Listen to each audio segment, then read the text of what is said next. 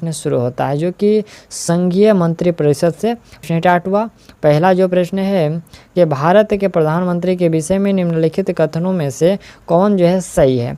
दोस्तों इसमें सही है कि प्रधानमंत्री मंत्री परिषद का वास्तविक जो नेता होता है, यह बिल्कुल सही है। अगला प्रश्न दूसरे नंबर है। प्रश्न के निम्नलिखित में से कौन सा जो सत्य नहीं है। कौन सा कथन जो सत्य नहीं है, तो याद रखिएगा यहाँ से 3 जो स्टेटमेंट है तीनों ये सही है। आप लोग इसको एक बार पढ़ लीजिए। और चौथा जो है कि मंत्रियों द्वारा राष्ट्रपति या राज्यपाल को दी गई सलाह को जांचने के लिए न्यायालय अधिकृत है, यह कथन गलत है। अगला प्रश्न हम लोग का है कि भारत का प्रधानमंत्री निम्नलिखित में से किसका जो है प्रमुख होता है। तो ये दोस्तों जो होते हैं केंद्रीय सरकार के प्रमुख होते हैं। अगला प्रश्न है कि भारतीय संविधान के अनुच्छेद 78 में किसके जो है दायित्वों का जो है प्रावधान है। तो यह प्रावधान क्या गया है, प्रधानमंत्री के दायित्वों का प्रावधान है। अगला प्रश्न 5वें नंबर है। यह प्रश्न कह रहा है कि भारतीय संविधान के निम्नलिखित प्रावधानों में से कौन सा प्रावधान जो है वो मंत्री परिषद की नियुक्ति तथा पदच्युत को विवेचित करता है। तो वह अनुच्छेद कौन सा है, वह अनुच्छेद है 75। चलिए नेक्स्ट प्रश्न हम लोग का यह छठा प्रश्न है कि संधि यहाँ पर जो है संसदीय शासन में वास्तविक कार्यपालिका शक्ति किसके पास होती है। तो यह शक्ति जो है प्रधानमंत्री के पास होती है। अगला प्रश्न हम लोग का 7वें नंबर है। कह रहे कि निम्नलिखित कथनों पर दोस्तों आपको विचार करना है। राष्ट्रपति भारत सरकार का कार्य यहाँ पर जो अधिक सुविधापूर्वक किए जाने के लिए और मंत्रियों में युक्त कार्य के आवंटन के लिए जो है नियम बनाएगा।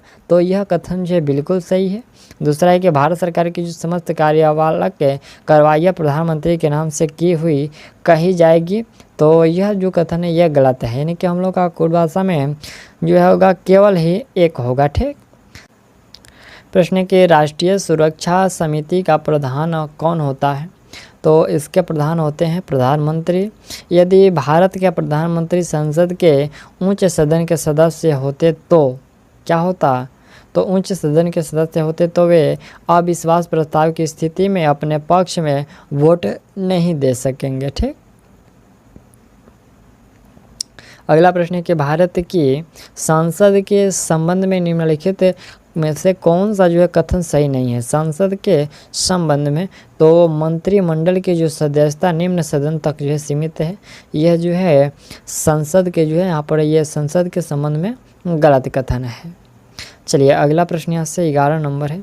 यह प्रश्न कह रहा है कि council of scientific and industrial research का अध्यक्ष कौन होता है।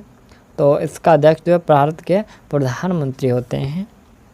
अगला प्रश्न यहाँ से 12 नंबर दोस्तों प्रश्न है कि भारत के प्रधानमंत्री की नियुक्ति के समय, तो भारत के प्रधानमंत्री की नियुक्ति के समय जरूरी नहीं है कि वह संसद के दोनों सदनों में से एक का जो है आवश्यक रूप से सदस्य हो, परंतु उसे 6 माह के अंदर आवश्यक रूप से दोनों एक सदन का जो सदस्य होना आवश्यक है। ठीक।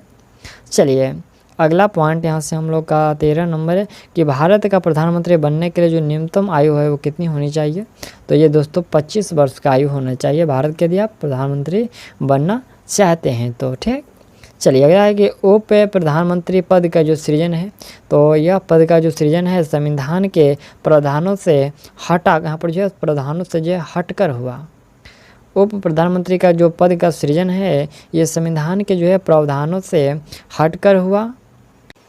प्रश्न के आगे लिखित है यानी कि जो निम्नलिखित में कौन सा वक्तव्य जो है सही है। दोस्तों भारत का जो प्रधानमंत्री, तो भारत का प्रधानमंत्री अपने मंत्रिमंडल में मंत्री के रूप में कार्य करने के लिए व्यक्तियों का जो है चयन करने में पूर्णतः स्वविवेक का प्रयोग करता है। यह कथन जो है वक्तव्य सही है।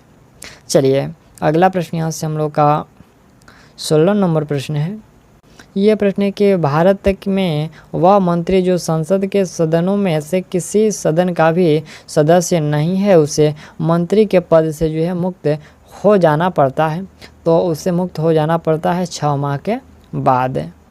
17 नंबर प्रश्न है यह प्रश्न है कि मंत्रिपरिषद सामूहिक रूप से उत्तरदायी होती है। यह जो सामूहिक रूप से उत्तरदायी होती है दोस्तों, तो यह किसके, लोकसभा के प्रति और एक संवैधानिक बाध्यता के अंतर्गत, और जो है अनुच्छेद 75 के 3 के अनुसार जो होंगे वो मंत्रिपरिषद सामूहिक रूप से उत्तरदायी होंगे। यानी कि यहाँ से हम लोग का ये 3 जो स्टेटमेंट हम लोग का इसमें सही दिया गया है। ठीक, चलिए, और कूट भाषा में देना है तो कूट भाषा में हम लोग का ऑप्शन बी होगा।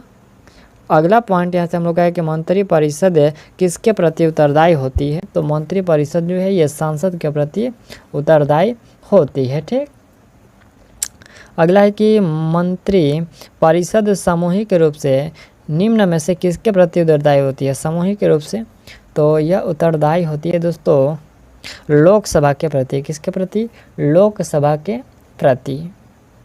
अगला प्रश्न है कि केंद्रीय मंत्रिपरिषद के त्याग पत्र देने के उपरांत निम्नलिखित में से कौन सी एक सही स्थिति नहीं है। देखिए, इसमें से एक सही स्थिति नहीं है कि राष्ट्रपति शासन लागू हो जाएगा, ये सही स्थिति जो है नहीं है। अगला प्रश्न 21 नंबर है, निम्नलिखित कथनों पर विचार करना है। 3 स्टेटमेंट दिया गया है। पहला कि केंद्र में मंत्रिपरिषद सांसद के प्रति सामूहिक रूप से उत्तरदायी है, तो ये सही होगा। केंद्रीय मंत्री भारत के राष्ट्रपति के प्रसाद परिणत पद धारण करेंगे, ये भी सही है।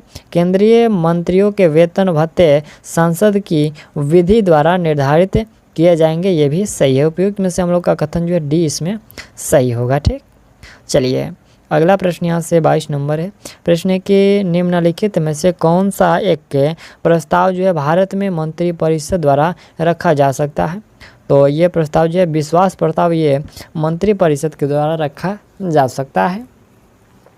किस सदन के द्वारा बहुमत से जो है अविश्वास प्रस्ताव पारित होने पर मंत्रिपरिषद को जो त्यागपत्र देना पड़ेगा, तो ये त्यागपत्र देना पड़ेगा लोकसभा से। ठीक, यहाँ पर प्रश्न है कि किस सदन के द्वारा, तो लोकसभा के द्वारा।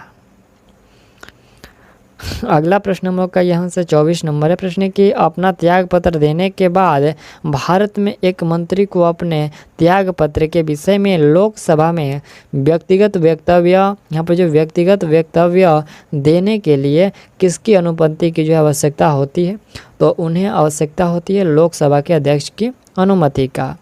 मंत्रिपरिषद के विरुद्ध अविश्वास प्रस्ताव लाने के लिए लोकसभा के सदस्यों की जो न्यूनतम संख्या वो कितनी होनी चाहिए, तो वह दोस्तों न्यूनतम संख्या जो होनी चाहिए वो 50 होनी चाहिए। अगला प्रश्न यहाँ से 26 नंबर है। प्रश्न है कि भारत में अविश्वास प्रस्ताव के विषय में निम्नलिखित कथन पर विचार करना है। भारत के जो संविधान में किसी अविश्वास प्रस्ताव का प्रयोग उल्लेख नहीं है और अविश्वास प्रस्ताव केवल लोकसभा में ही पूर्व स्थापित किया जा सकता है। कौन सा हम लोग का इसमें हम लोग का सही होगा, तो इसमें दोस्तों हम लोग का दोनों ही जो स्टेटमेंट है वो सही होगा। ऑप्शन सी हम लोग का इसमें करेक्ट होगा। अगला प्रश्न है कि लाभ के पद का निर्णय कौन करता है, तो यह निर्णय जो होता है वो सांसद के द्वारा होता है। किस संविधान संशोधन में वर्णित है कि मंत्रिपरिषद में कुल मंत्रियों की संख्या प्रधानमंत्री को सम्मिलित करते हुए लोकसभा के सदस्यों की जो कुल 15% से जो अधिक नहीं होगा, तो ये किस संवैधानिक संशोधन में वर्णित है, यह वर्णित है 51वें संविधान संशोधन के अंतर्गत, 91वें संविधान संशोधन के अंतर्गत। चलिए, अगला प्रश्न यहाँ से हम लोग का 29 नंबर है। यह प्रश्न है कि निम्नलिखित में से कौन भारत के केंद्रीय मंत्री रहे। देखिए, इसमें से पीवी सिंह है, आर वेंकटरमन है, यहाँ पर जो YV चौहान है और ये प्रणब मुखर्जी हैं। कौन होंगे दोस्तों, इसमें हम लोग का राइट आंसर होगा चारों ही भारत के केंद्रीय मंत्री रह चुके हैं।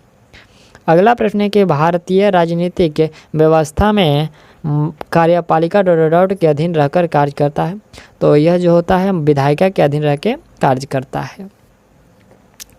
अगला प्रश्न है कि प्रदेश का कौन सा नेता नेहरू की मंत्रिमंडल में पहले गृह मंत्री तथा बाद में जो है रक्षा मंत्री बना, तो वह कौन थे, वह थे कैलाशनाथ काटजू। कौन, कैलाशनाथ काटजू।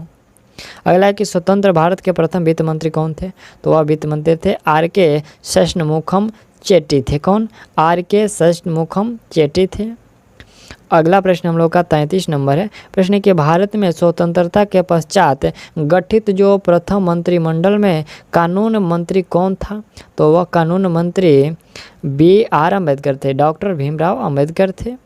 34 नंबर हम लोग का प्रश्न है, निम्नलिखित में से कौन सा शब्द जो है शब्दावली भारत के संविधान में उल्लेखित नहीं है? ये जो बजट है ये भारत के संविधान में कहीं पर भी नहीं लिखा गया है, यानी कि जो संविधान में उल्लेखित नहीं है। अगला प्रश्न है कि प्रधानमंत्रियों को उनके कार्यकाल के साथ जो आपको सम्मिलित करना है। तो इसमें हम लोग का ये जो श्री अटल बिहारी वाजपेयी हैं, इनका शासनकाल, इनके कार्यकाल बात करें तो 1998 से लेकर के 2004 तक था। श्री चंद्रशेखर का तो इनका जो था वह 1990 से 91 तक था। श्री HD देवगौड़ा, इनका जो कार्यकाल था ये 96 से लेकर 97 तक था। और श्री इंद्र कुमार गुजराल, इनका जो था वो 97 से लेकर के 98 तक था। ठीक, चलिए कोड भाषा में आपको देना है तो कोड भाषा में ऑप्शन जो है आप लोग ए को दे दीजिएगा। अगला प्रश्न हम लोग का प्रश्न जो है यह 36 नंबर प्रश्न कह रहा है। प्रश्न है कि निम्नलिखित में से कौन सा या फिर कौन से मंत्रिमंडल सचिव का कार्य है? मंत्रिमंडल बैठकों के लिए कार्यसूची तैयार करना, मंत्रिमंडल समितियों के लिए जो है सचिवालय सहायता, और यहाँ पर मंत्रालयों को वित्तीय संसाधनों का जो है आवंटन करना। कौन सा होगा? ये जो दो है यानी कि पहला और दूसरा है ये आपका मंत्रिमंडल सचिव का कार्य है। ठीक, तीसरा जो है नहीं है। अगला पॉइंट हम लोग का 37 नंबर है। यह प्रश्न है कि निम्नलिखित में से कौन भारत के प्रधानमंत्री बनने से पूर्व किसी भी राज्य के जो है मुख्यमंत्री नहीं थे? वो कौन थे? तो वह जो थे चंद्रशेखर, वो किसी भी राज्य के मुख्यमंत्री नहीं थे। नेक्स्ट प्रश्न है कि भारत के प्रधानमंत्रियों में से कौन अपने कार्यकाल में सांसद में जो है कभी भी उपस्थित नहीं हुए हैं? तो वह जो थे चौधरी चरण सिंह, ये कभी अपने संसद में उपस्थित हुए हैं। अगला प्रश्न है कि भारत यहाँ पर संविधान में मंत्रिमंडल शब्द का एक ही बार प्रयोग हुआ है और वह प्रयोग हुआ है अनुच्छेद 352 में। 40 नंबर प्रश्न हम लोग का है कि निम्नलिखित कथनों पर विचार कीजिए और दिए गए कोट से जो सही उत्तर का चयन करना है। किसी व्यक्ति को उप प्रधानमंत्री यहाँ पर जो कहना, लेकिन प्रश्न है कि यहाँ पर कथन जो ये है कि किसी व्यक्ति को उप प्रधानमंत्री कहना केवल राजनीतिक निर्णय है, और दूसरा है आर के कारण है कि वह उसे प्रधानमंत्री का कोई अधिकार प्रदान नहीं करता है।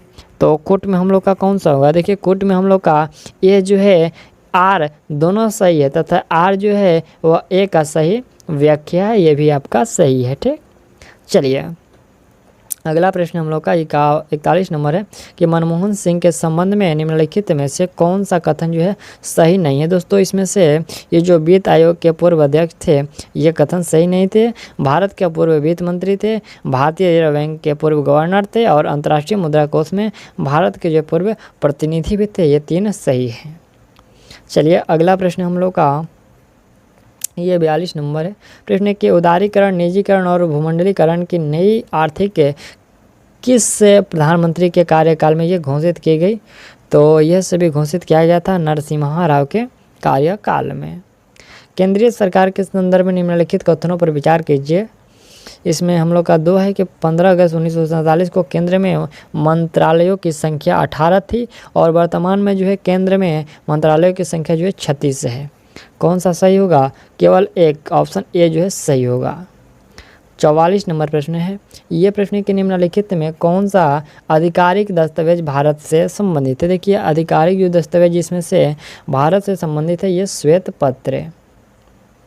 अगला प्रश्न 45 नंबर है कि भारतीय संविधान के निम्नलिखित अनुच्छेदों में से किसके अनुसार प्रत्येक राज्य की कार्यपालिका शक्ति का इस प्रकार प्रयोग किया जाएगा जिससे संघ की कार्यपालिका शक्ति के प्रयोग में कोई अड़चन ना हो या उस पर कोई जो है प्रतिकूल प्रभाव ना पड़े? तो यह अनुच्छेद जो है 257 में वर्णित है। अगला प्रश्न यहाँ से 40 नंबर है। प्रश्न के संघीय मंत्रिमंडल का पुनर्गठन किसकी रिपोर्ट पर आधारित था? तो यह जो था गोपाल स्वामी अयंगर के रिपोर्ट पर आधारित था। प्रश्न है कि निम्नलिखित में से कौन एक से अधिक बार जो प्रधानमंत्री नियुक्त हुए हैं? तो जवाहरलाल नेहरू, गुलजारीलाल नंदा, इंदिरा गांधी और अटल बिहारी वाजपेयी, ये सभी जो है एक से अधिक बार प्रधानमंत्री के पद पर नियुक्त हुए हैं। 48 नंबर है कि स्वतंत्र भारत में प्रथम बार जो संसदीय सचिव का पद किस वर्ष सृजित किया गया? तो यह सृजित किया गया था 1952 में। ऑप्शन हम लोग का यहाँ से बी जो होगा वो